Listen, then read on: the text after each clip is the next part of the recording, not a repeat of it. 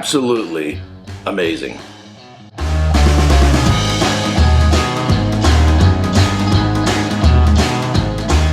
Welcome to another episode of Erik Wait Whiskey Studies. In this video, I'm going to do a review of the Joseph Magnus Triple Cask Finished Straight Bourbon Whiskey. Now, if you're feeling a sense of deja vu, like, hey, hasn't Erik reviewed this whiskey already? Then you would be right. About a year and a half, I did a review of this whiskey as sort of a standalone bottle. This time, I'm doing it part of a three-part series.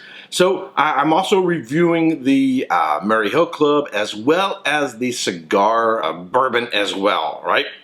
So because I'm doing these three absolutely killer whiskeys from Joe Magnus, I wanted to go back and experience all three of them. This is the third bottle of this that I have gone through in the last year and a half. It is absolutely phenomenal. Now, the other reason why is, your memory of a whiskey can change. When your first impressions maybe might be a little bit more exaggerated because it was so different and out of the box, kind of type whiskey. So go back to it to try it again. See if you still evaluate, still think of it the same way you did before. Particularly if you're sort of new in your journey, there might be some whiskeys that you think are just absolutely mind-blowing. 5-10 years later, you go back to them and you're like, yeah, it's good, but it's not what I thought it was. Well, this one definitely lives up to my memory of it. But I think this is also sort of a controversial whiskey, and I've been really thinking about it as a bourbon in its character. But before I get further into this, here are my notes. Joseph Magnus Straight Bourbon Whiskey is a marriage of straight bourbon whiskey aged in white oak barrels, sourced from MGP of an unknown mash bill. It is then finished in Oloroso sherry, Pedro Jimenez sherry, and cognac cask. This is bottled at 50% alcohol by volume or 100 proof and retails for anywhere between $80 and $99 here in the United States. So in my previous review, I didn't have the beard. The lighting wasn't as good. I went a lot more in depth into the notes of the background of this whiskey. So I wanted to reapproach it, but also give some more thoughts about this whiskey. The reality is, if you think of, say a peated Islay single malt Scotch whiskey, there's a certain image that comes to your head. When you think of a lowland Scotch, single malt Scotch, there's a certain imagery that comes to your head, certain profile. And when you think of like a Kentucky bourbon, there's a certain profile that comes to your head.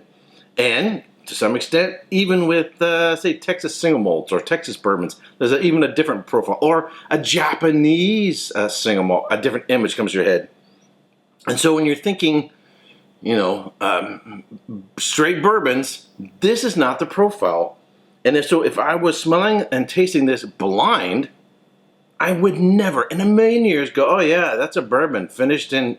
Yeah, I get the sherry notes. So on the notes, there's the dried black fruit notes, the fig, the dates, the raisins. There's a savory note there that's just really rings my bell. There's even a slight saltiness there as well. There's some caramels, some coffee, tobacco notes. There's a little bit of a dried red fruit note. There's even maybe a little bit of butterscotch, but the savory note, it's like, I like to say like baklava mixed with a dry rub from a barbecue. I know it sounds like a strange combo, but that's kind of what I get. It's hard to exactly describe it, but all these notes actually take me back to Scotland, right? You think of your Glendronachs, you think of your Abelard, Abudna, you think your heavily sherry cask aged single malts. And that would be where I would going, although, of course, I'm not getting a maltiness, but I'm also not getting corn notes. I'm not getting any corn notes that you would expect from a bourbon. All right, on the palate. One more. Absolutely. If I was doing this blind, it would be puzzling me because there's an oddity to it if you're thinking Scotch. But I definitely wouldn't go, yeah, I get corn notes. I'm getting, you know, the vanilla, I'm getting the caramels, I'm getting the nutmeg and the cinnamon, and you know, the barrel spices, you know, that you associate with bourbon. And so I'd be like, so where am I going? Well, I know it has some intensity to it. It has a heavy dose of concentration to it. It's climatically, it seems like it had a warmer climate than, say, Scotland. It's definitely not Irish. It's not Canadian. It's not Japanese. You know, this would be one of those, you just be really, really puzzled as to where in the heck this came from. Because I'm not getting a maltiness that I typically would get on the back end. And yet, a lot of the profile characteristics of this would take me into Scotland to a heavily sherry cask Scotch. It even has a little bit of slight wine note there as well.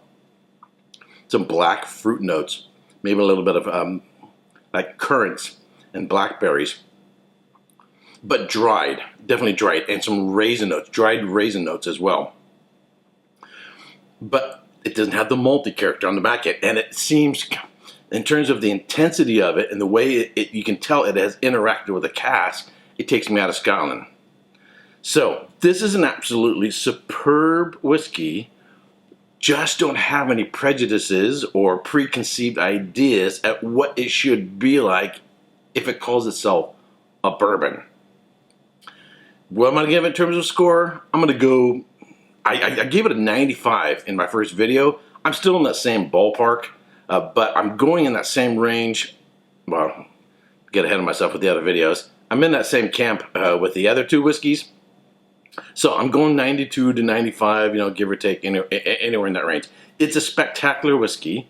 It's a phenomenal whiskey. If you're a Scotch lover, you're definitely like this, particularly if you like your Speyside and Highland, you know, heavily sherry cask whiskeys. I think you're absolutely going to love this whiskey.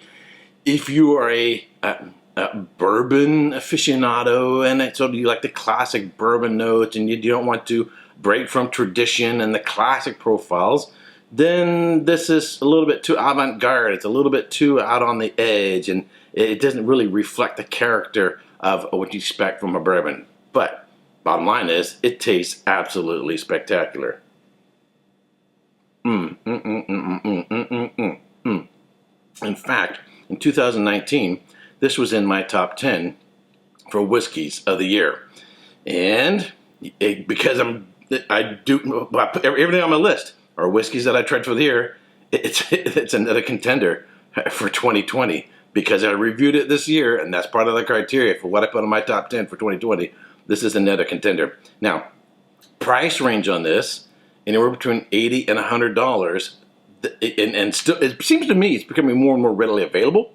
Like it used to be really hard to find, and now I'm seeing it more and more and more. So if you can get one for that $80 range, I highly, highly, highly recommend and grab them in a bottle. If you're a Scotch lover and you kind of stick your nose up at bourbons, grab a bottle. If you're a bourbon lover and you stick your nose up at Scotches, grab a bottle. This is absolutely phenomenal.